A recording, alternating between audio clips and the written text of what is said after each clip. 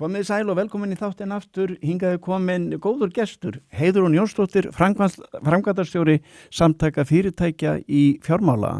Er það ekki rétt skiljum mér? Í fjármálaþjónustu. Fjármálaþjónustu. Þetta er svolítið, ég man eftir því að fyrsta viðtalið sem að ég tók við því. Þá varstu reyndar fyrir norðan, þú ert frá Húsavík. Jú, þá var ég búin að nýtekja við starfi hjá Kaupfélagi Eyfirðinga. Þið voru tvær þar á myndinni. Þar var með mér Ragnheiður Björk Guðmundsdóttir sem var markastjóri, ég var lögfræðingur og starfsmannastjóri. Já. Og þetta var að ég tel fyrsta viðtali sem ég var með í fjölmiðlum fyrir utan einhvern tíma á því góða blaði Degi og Akureyri fyrir ennþá fleiri árum. Já.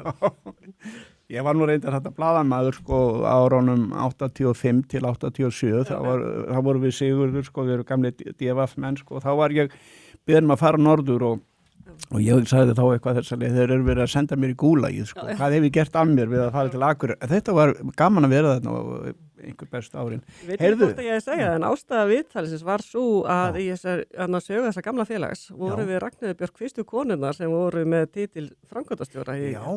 Þannig að þá var félagi rétt, ég maður ekki, hvað var gammalt, 120 ára? Já, síðan hefur náttúrulega orðið allskins, heldur betur í þessu öllu saman framfæri vegna þess að hlutur kvennanna núna í framkvæmdastjórnum og bara atvinnulífinu stóraukist.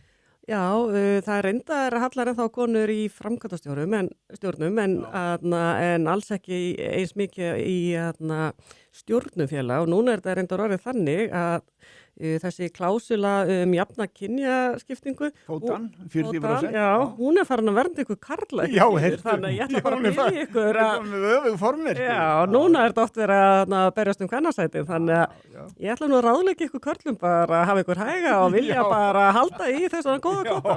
Það fyrir að reyna á þetta gagnast okkur. Engi sá það fyrir, þannig er það norðið.